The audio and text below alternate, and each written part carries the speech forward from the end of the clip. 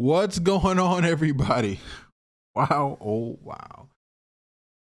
Hope everybody's doing good. Hope everybody's feeling well on this Saturday. Guys.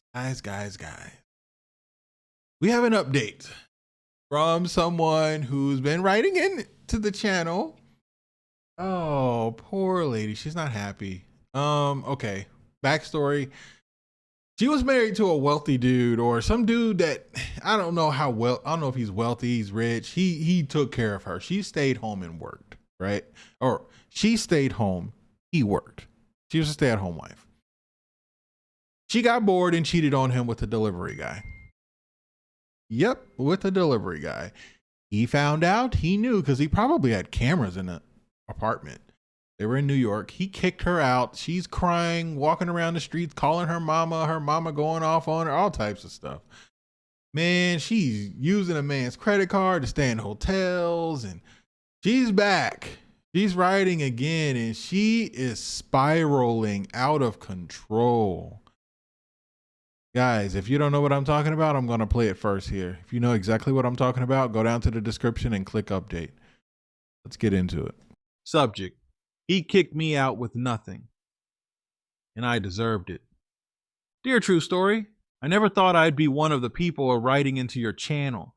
I've seen your videos now, story after story of men sharing how they got blindsided, betrayed, and broken.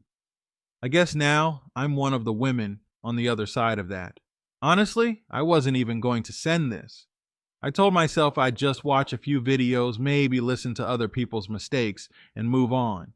But here I am, sitting on a hotel bed with a suitcase that barely has enough clothes for 3 days, crying and typing this out like it's some kind of therapy. Let me start by telling you how I even found your channel. It's funny in a sad, twisted kind of way. After my husband Baron kicked me out of our home, I was walking the streets of New York crying my eyes out, on the phone with my mom. Her name's Diana. I was hoping, praying, she'd offer some support, some words of comfort, but instead, she let me talk, let me vent, and once I was done, she unleashed hell on me.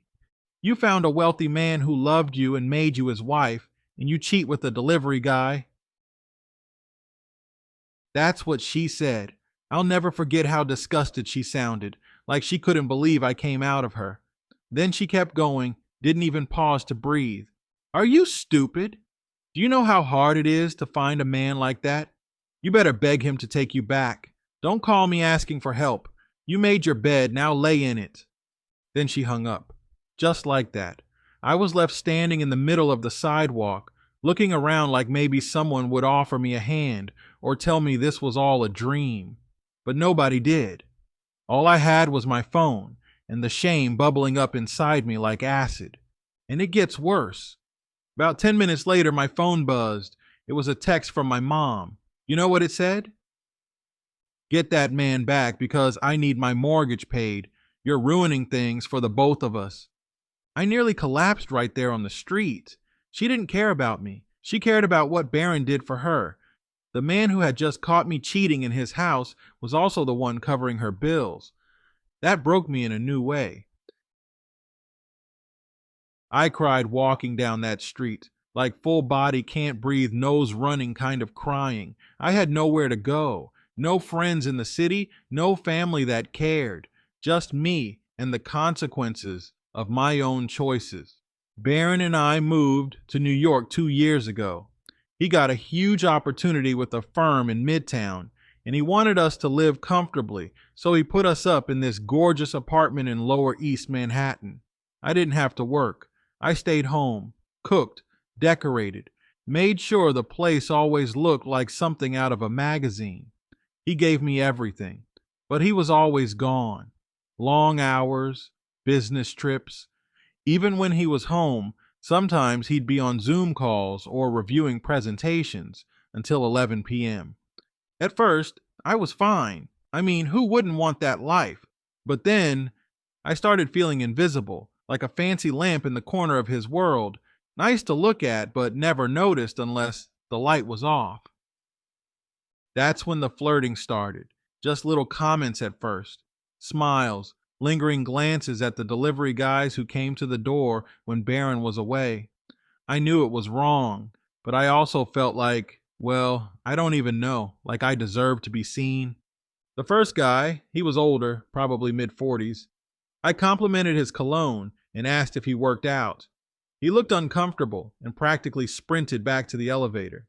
The second, he was polite but clearly not interested. He handed me the package and said, "Have a good day, ma'am." But the third, he was all game. He delivered an ottoman Barron had ordered for our living room. The man barely looked 25, had muscles under his uniform, and smiled like he'd been waiting to be invited in. And I did it. I let him in. I let him get close. I made the first move. It was reckless. It was stupid. And it cost me everything. Barron walked in while I was mid-act with the guy. I'll never forget the look on his face. He stood there completely calm, almost eerie, and said, "The nerve of you." The delivery guy panicked, tried to pull up his pants and run, but Barron didn't even flinch. He just said, "Both of you, out, now." I scrambled to grab something, anything, and begged him to let me explain. But he looked at me like I was dirt. He said, "You want to screw random men in my house? Then you don't live here anymore." I asked him if I could at least pack my things. He said, "These are all my things. Get out now." And that was it. I left with nothing. Not a suitcase, not a purse, just my phone and the same shame I still carry as I write this. About a month later, I was served divorce papers. I hadn't heard from Barron since that night. No calls, no texts, not even a why, just silence. I ended up talking to a lawyer, hoping, begging for some way to fix this. I asked her to help me save my marriage. I told her I didn't want a divorce, that I still loved him, that I was stupid and selfish, and I'd never do it again. My lawyer wasn't exactly hopeful, but she did tell me we could file a response asking for marriage counseling. She said, "It's a long shot, but some judges push for reconciliation before granting a divorce, especially if the marriage is still fairly new." So that's what we did. We sent a response pleading for time, for therapy, for anything other than a cold courtroom split. Barron's lawyer responded 2 weeks later with one sentence. My client declines counseling and requests the court proceed. The judge scheduled a hearing. I was there. I wore the same dress I wore on our second anniversary dinner, hoping maybe it would remind him of a better time. He wouldn't even look at me. The judge asked both lawyers to make their statements. Mine was passionate. She spoke about my regret, how the marriage could be repaired with work, how I wasn't contesting the prenup or the assets, just asking for a chance. Barron's lawyer, he was surgical, said the marriage was irrevocably broken, that his client had caught me in the act of adultery, and that the prenup we signed made all property division clear. No need for drawn-out proceedings. The judge nodded. I tried to speak but was told to be quiet. Within 15 minutes it was done. Divorced. Just like that. The prenup. Oh, that damn prenup. I didn't think twice when I signed it before the wedding. I was so in love, and Barron said, "It's just paperwork. You'll never need to worry about it." But when it was time to split, it made sure I got nothing. No apartment. No alimony. Just gone. I left the courtroom broken. I didn't even know where I was going to sleep that night. My mom stopped answering my calls after the mortgage text. I called a few acquaintances from yoga class, but no one picked up. That's when I realized I had no real friends, just people who knew me as Barron's wife. I hope Barron hadn't canceled my credit card. I remember holding my breath when I walked up to the hotel counter, gave them the card, and watched the woman swipe it. Approved. I wanted to scream with relief. I got a room and just collapsed onto the bed. Hours passed before I realized I hadn't eaten all day. I ordered food, turned on the TV, but I couldn't stop thinking about what I'd done. About how I lost the best thing in my life for a thrill that lasted maybe 15 minutes. That night, I pulled out my phone and started reading forums, Reddit threads, advice columns, infidelity recovery boards.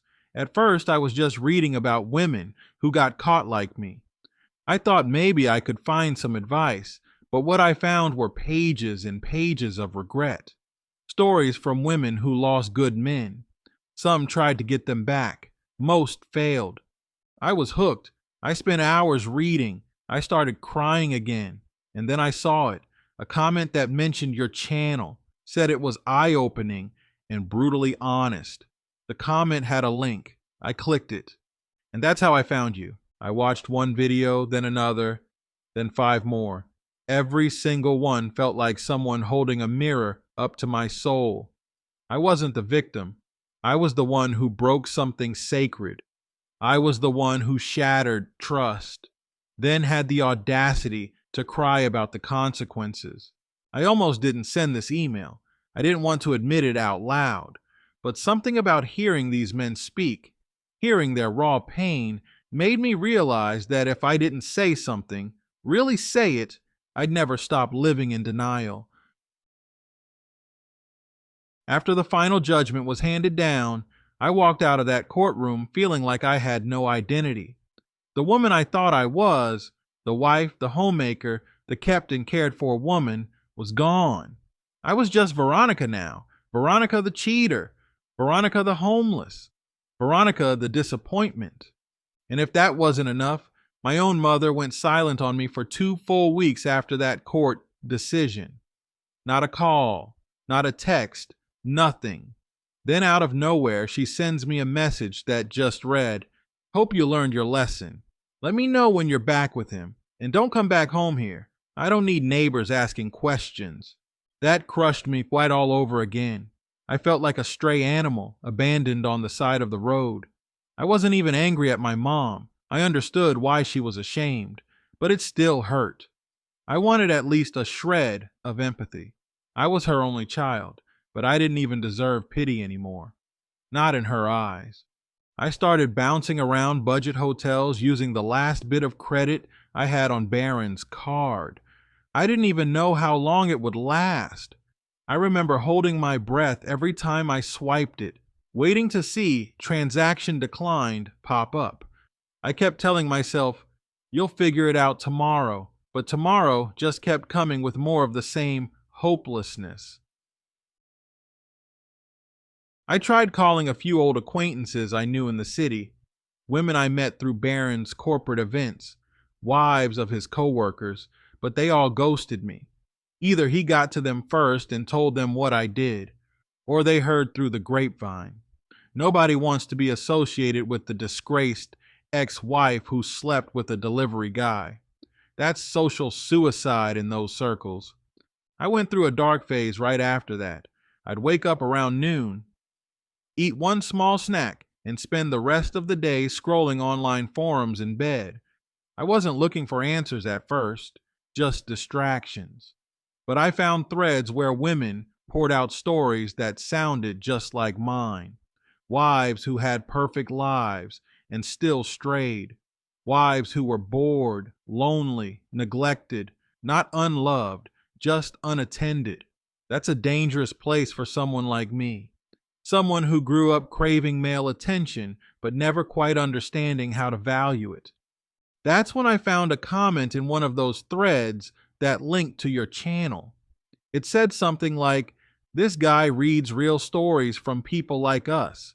It'll change how you see things." I clicked it without even thinking. I didn't move for hours.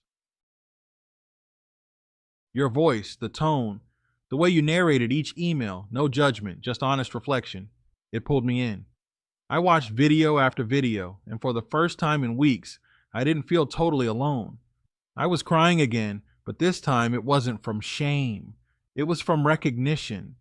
I saw myself in so many of those women who wrote in, and I saw what they lost and what they finally realized when it was too late.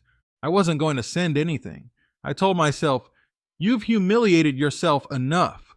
But the longer I sat with this silence, the more I realized I needed to speak. Even if Baron never sees this, even if no one believes I regret what I did, I needed to say it out loud to someone. So here it is. I met Baron at a fundraiser for an urban development project his firm was backing. I wasn't supposed to be there. I was a tag-along for my friend Tasha, who worked PR. But Baron noticed me almost immediately. He came over and complimented my earrings. I remember feeling butterflies, the kind that made me feel like a high schooler. He was charming, tall, self-assured.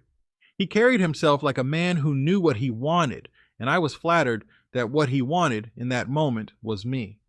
We started dating soon after. Baron was very intentional. I never had to guess where I stood. He took me to restaurants I had only seen on TV, bought me books when I said I liked to read, surprised me with a spa day when I said my back was hurting. He paid attention, and when he proposed, I said yes without a second thought. It was the first time I felt chosen by a man in every way. He moved me to New York, to this beautifully furnished apartment in Lower East Manhattan. I felt like I was in a movie, but the movie doesn't tell you what happens when the husband is never home. Baron was a provider through and through, but he was also a workaholic. I didn't mind it at first. I had a gorgeous home, a generous allowance, and peace. But as the months dragged on, I found myself going stir crazy. No kids, no job, no real social circle. Just me and the same four walls. I tried suggesting we take a weekend trip together. He promised we would, but something always came up at work. I stopped bringing it up. I felt like I was nagging. Eventually, I started flirting out of boredom. It wasn't anything serious at first, just attention-seeking behavior. Compliments to the mail guy, holding eye contact with the Uber Eats driver, giggling too much at casual conversation. It made me feel attractive. Seen. The first delivery guy, he looked like he was in college, just gave me a tight smile and left quickly. The second one was older, maybe in his 40s. He gave me a stern, "You're married, don't do that." That one actually embarrassed me. But the third, he played into it. He was tall, handsome, maybe mid-30s, and when I complimented his tattoos, he stayed longer than he should have. I invited him in for water, and we talked. I made the first move. I won't pretend he seduced me. I kissed him. I let him touch me. And then I invited him back 2 more times over the course of 3 weeks. The last time was the worst. He was delivering this ottoman Baron had ordered. It had been delayed by weeks. I remember texting Baron a photo and telling him it finally arrived. He replied, "Perfect, I'll see it tonight." Only he came home early. I didn't hear the door open. I didn't hear his steps. I just heard his voice boom through the apartment like thunder. "The nerve of you." I still feel my blood run cold thinking about it. He stood there, staring at us like he was looking at strangers. Then he just said, "Get out, both of you." I tried to grab his arm, to speak, to explain, but he stepped back like I had a disease. The guy scrambled to get dressed and left. I stayed, begging. Baron looked me dead in the eye and said, "You don't live here anymore. You don't touch anything. These are all my things. Get out now." He didn't even raise his voice again. That was the scariest part. He was done. I could feel it in the air. I didn't even take my purse, just my phone. I spent that first night at a cafe that stayed open late. Then I walked until sunrise.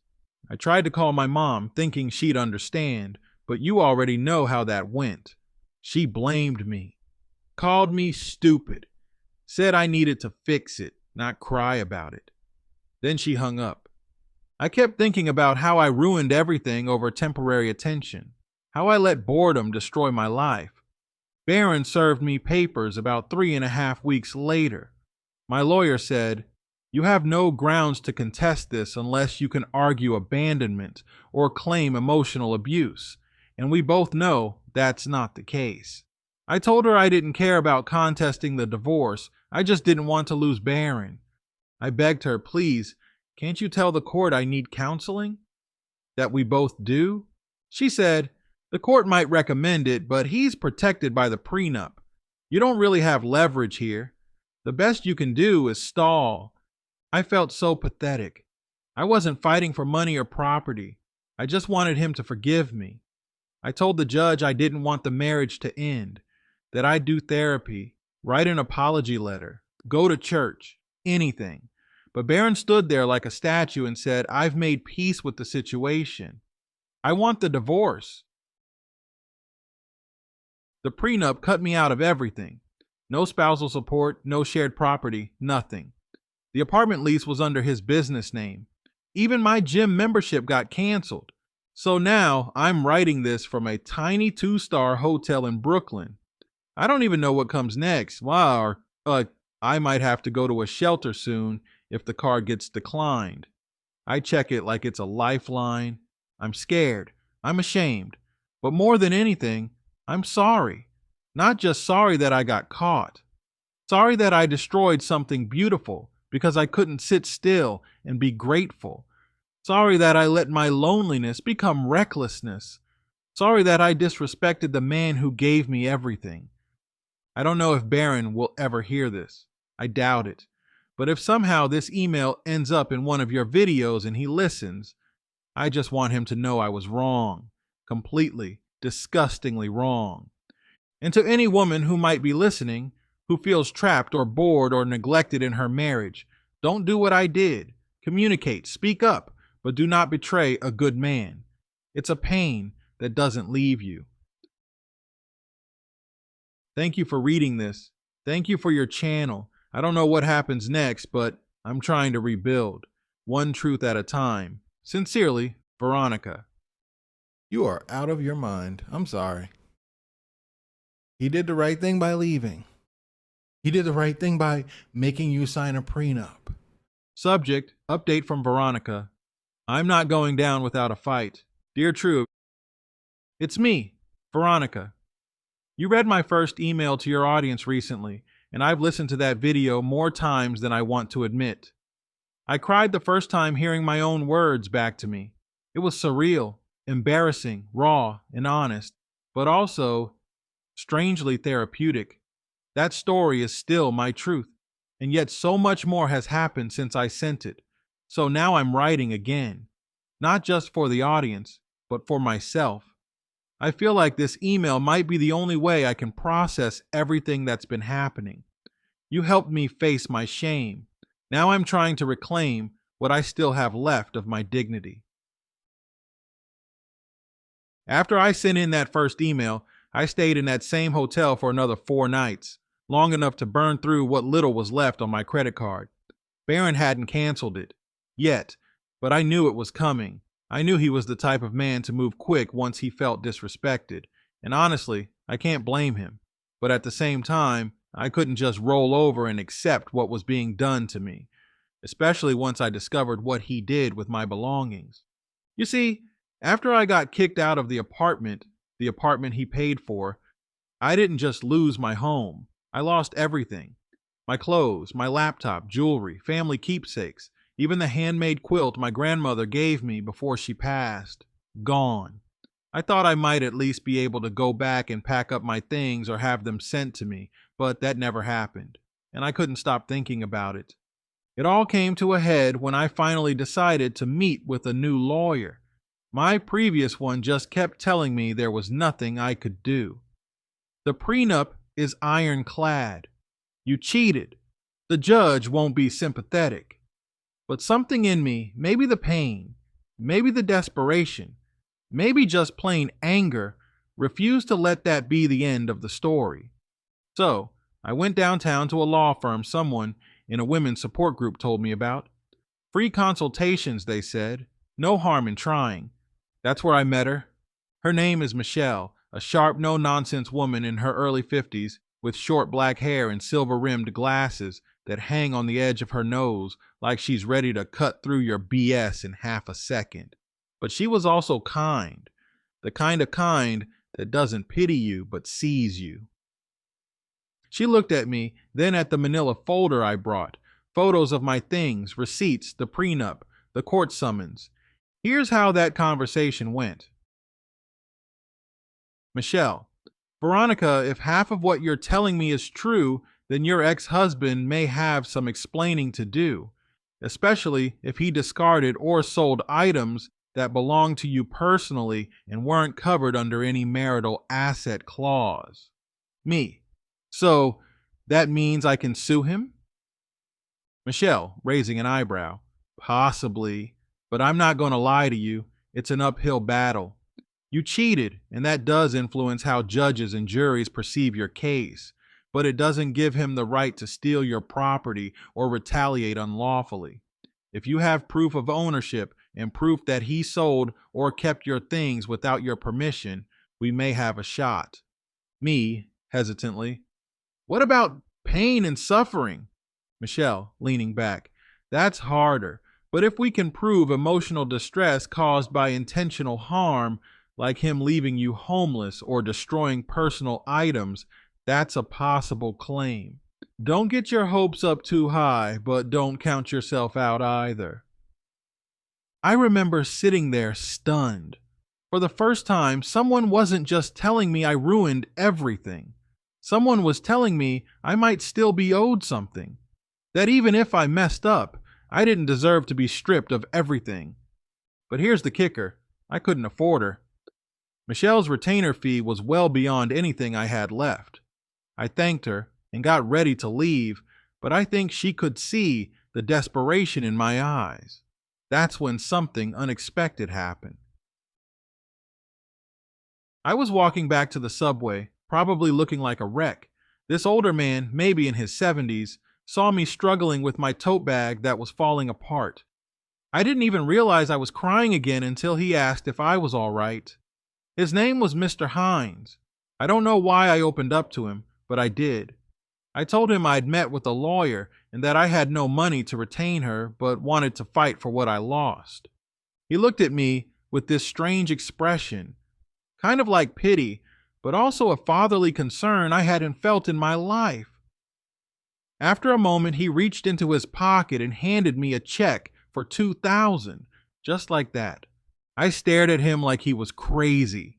Me. Why are you doing this? You don't even know me. Mr. Hines. Because I've seen what happens to women who get left behind with nothing. I've seen my daughter go through hell after her divorce. Don't let people walk all over you. Pay me back when you can, or don't. Just do something with the chance. I promised him I would pay him back. I still will, no matter what happens with this case. A week after that, I officially retained Michelle as my lawyer. We started building the case. She asked for every piece of proof I could find, texts, photos, receipts. That's when I started digging into my emails and discovered what I feared. Barron had sold off most of my belongings. I found the listings online. He used a dummy eBay account, but the photos, oh, they were mine. My white gold necklace with the heart pendant, my signed first edition Toni Morrison book, even a pair of my red bottom heels I got for our anniversary. He listed everything and sold it. And I have screenshots, all of them. I forwarded them to Michelle, and she told me this could seriously help. The case was officially in motion. But while I had a legal plan, I still had an emotional mess. So, I did something I never thought I'd do. I started seeing a therapist. Her name is Cynthia, and let me tell you, Cynthia doesn't let me hide behind my excuses. Our first real breakthrough came during our third session. Cynthia. Veronica, let me ask you something difficult. Why are you really angry at Barron? Is it because he left you or because he didn't forgive you? Me. Both. I know I cheated. I know I was wrong, but I thought he loved me enough to work through it. Cynthia. Did you love him enough not to betray him? Me, after a long silence. No, I guess I didn't. Not in that moment. Cynthia. Then why are you fighting this case? Be honest. Me, tears forming. Because I want to feel like I matter. Because even if I made a mistake, I shouldn't be left with nothing. He threw me out like garbage. And my mother? She didn't do any better. Speaking of my mother, After weeks of ignoring her, I decided to pay her a visit. I know, dumb idea, but something in me still needed closure. Still wanted my mother to look at me like her daughter, not a disgrace. When I showed up at her apartment in the Bronx, she wasn't happy. She didn't hug me. She didn't offer me a seat. She just stood there, arms folded. The fight that followed, one for the books, me. I'm trying to fix things. You think I don't know I messed up? Diana, my mother. Fix what? You lost a millionaire and now you want sympathy? Girl, get real. You embarrassed this family. You embarrassed me. Me. So I deserve to be homeless? To have my stuff stolen? That man threw me out like I was nothing. Diana, and you made yourself nothing the moment you spread your legs for the Amazon guy. You're lucky he didn't press charges for trespassing. Me. You only care because Barron paid your mortgage. Diana. Damn right I do. That man kept the lights on around here. And now? Now I'm behind because of your choices. The shouting got loud. Neighbors called the police. 2 officers showed up. No one was arrested, but they told me to leave and not come back unless I was invited. My own mother had me thrown out. Again. That night, I cried more than I have in years. And not just from shame, but from anger, from rejection, from loss. I realized I had no one but me. And maybe Michelle, and Cynthia, and your videos, that's it. But I still have some fight left. And now I'm facing a harsh new truth. Michelle called me last night.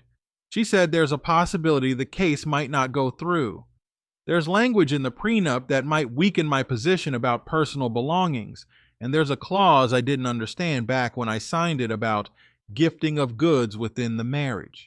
If that clause sticks, the judge might rule that I never owned those items. They were his property the moment he paid for them. Michelle's not giving up yet, but she warned me, we may lose this. I'm devastated. Again. But this time, I'm not broken. If I lose, I'll lose standing tall. Because for the first time in a long time, I'm doing something for me. Not out of comfort, not out of love, but out of self-worth. Thank you for reading. Thank you for your channel. And if you decide to share this, I hope someone out there hears it and realizes that even when you fall far, even when you screw up bad, you still have the right to fight for your humanity. Sincerely, Veronica. Subject, I think I'm losing everything now. Please read this. Hi again. It's Veronica. I don't even know where to start anymore. When I wrote to you the last time, I was still trying to convince myself that I could somehow claw my way back from everything I lost. I had my lawyer. I had a glimmer of hope. I had people reading my story and commenting on how heartbreaking it was. I thought, maybe this is how it starts to turn around. But now, I think this is the beginning of the end. I'm not even sure if you'll read this, but I need to write it. I need someone to hear me before I lose my voice entirely, because right now, everything is falling apart again. Let me start from where things started to unravel. The case, the lawsuit, the so-called path to justice. It's slipping through my fingers like sand. My lawyer called me in last week and sat me down. She didn't even try to sugarcoat it. She looked at me with this calm expression and said, Veronica, I have to be honest with you. The case isn't looking strong anymore. I blinked. What do you mean? We're going to face an uphill battle proving he sold your belongings illegally. You signed that prenup, remember? And you left the house without taking anything. His team is building a strong case that everything was rightfully his. I just stared at her. My body went cold. She kept talking. He's got receipts, statements, photos showing that he bought nearly everything in that apartment. And while we do have your emails, a few receipts in your name, and the photos of the missing jewelry and personal items you claim he sold, it's not enough. But I lived there. I was his wife. Those were my things too, I said. I understand, but the court is going to look at what can be legally proven, not emotionally justified. That last sentence stuck with me like a dagger. not emotionally justified, as if everything I lost could be reduced to paper and ink, like the nights I spent decorating that apartment in Lower East Manhattan, the hours I spent picking out that blue velvet couch he said he hated, but I knew he secretly loved, the wedding photos, the handwritten letters, the little keepsakes from our honeymoon in Florence, all gone. And all I'm being told now is, he has receipts. You don't. I left her office shaking. I went straight to a bar. I hadn't touched alcohol since college, but I just didn't care anymore. I ordered a whiskey. Neat. It burned. But the pain was different than what I'd been carrying. It was numbing. And that's exactly what I wanted. I started going back, not just that bar, other places too, anywhere that didn't look like it would throw me out for crying into my drink. There's a little pub not far from where I'm staying. Well, was staying. I'll get to that. The bartender there, a guy named Kenny, he's been kind, not in a flirty way, not like those delivery guys, just kind. He'd slide me a drink and sometimes put a napkin down with a dumb joke written on it. Sometimes I'd laugh. Most of the time, I wouldn't. I started spending most of my afternoons there. I'd go home at night, if you can call it that. The hotel I was staying at finally caught up with my card balance. Remember how I said I hoped Barron didn't cancel my credit card? He didn't, but the limit finally caught up with me. I tried to act calm when the front desk told me the card was declined and I needed to pay or leave. I smiled, went upstairs, packed my things, and left like I had someplace else to go. I didn't. I walked around the city that night, pretending I was just enjoying the view. I ended up sleeping on a bench near Battery Park, curled up with my suitcase as a pillow. It was the lowest point I had ever experienced in my life, and I've had low points, but nothing like that. It was cold. My phone was at 3%, and all I could think about was how my mother said, "Get that man back because I need my mortgage paid." I haven't spoken to her since the last blow-up. You remember I visited her and the cops had to be called? She hasn't called me back since. Not even a text. She probably saw the number calling and blocked it. I wouldn't blame her. Not because I think I deserve it, but because I think she's finally given up on me. I've started thinking, maybe everyone has. Even the older gentleman who paid my lawyer's retainer hasn't answered my messages. I promised him I'd pay him back. I meant that. But now, I can't even afford to pay for a sandwich, let alone legal fees. I'm scared to open my email because I know she's going to drop me as a client. If she hasn't already, I sold the last valuable thing I had. A bracelet Barron gave me on our 1-year anniversary. It was the one thing I didn't want to part with, but I had to. I sold it to a pawn shop in Queens for $120. That lasted me maybe 4 days. 3 if I'm honest. Now I'm sitting here in the back of a 24-hour diner, sipping free water and writing this on the Wi-Fi. I have nowhere else to go. I told myself I wouldn't become one of those women, the kind that falls apart after a man leaves. But that's exactly what's happening. I don't have friends here. I never made any. I was too busy playing house, too busy pretending I was living a life that was perfect when it wasn't. I saw my therapist one more time before I couldn't afford the sessions anymore. She was kind. She said, "Veronica, you need to rebuild, not reach backward. You keep trying to fight for things that are already lost." And I cried, hard, because I knew she was right. But what do you rebuild with when everything is gone? What foundation do you stand on when your family, your marriage, your finances, your self-worth, all of it has been burned to ash? She handed me a tissue and said, "You are not the first woman to fall, but you have to decide if you'll be one of the few who stands back up." I nodded, but I didn't mean it. I think I'm tired of standing. I've tried. I really have. I don't even know if I have a court date anymore. I stopped showing up to calls with my lawyer. I'm sure she's dropped me. I checked my email earlier today and saw something from her firm. I didn't click it. I don't want to know. And I keep having these thoughts now, the kind you don't say out loud, the kind that scare you when they creep in at night. I tell myself I'll be okay, but I don't know if I believe it anymore. I look in the mirror at public restrooms, and sometimes I don't recognize myself. My eyes look dull. My skin is breaking out from stress. My hair's a mess, and I smell like city air and shame. But somehow, I'm still breathing, still here, still writing this email. I've had strangers give me food. One woman gave me a sandwich outside a bakery and said, "You need this more than I do." I almost cried, but I didn't want to make her uncomfortable. I just smiled and said thank you. That moment stayed with me longer than any legal advice or therapy session. That little act of kindness made me feel like a person again. I know I messed up. I cheated. I broke vows. I hurt a man who trusted me. I lied and snuck around. I let temptation take over when I should have fought harder for my marriage. But I never imagined that one mistake, however big, would cost me everything. And maybe I deserve it. I've read the comments. I've seen what people say about women like me. I've internalized every word. But even if I deserved to lose the marriage, did I deserve to lose my humanity? I don't know what's next. Maybe this is the last email I'll send. Maybe tomorrow I'll be sleeping on another bench, or maybe someone will finally give me a break. I just needed to say it all out loud before I disappeared completely.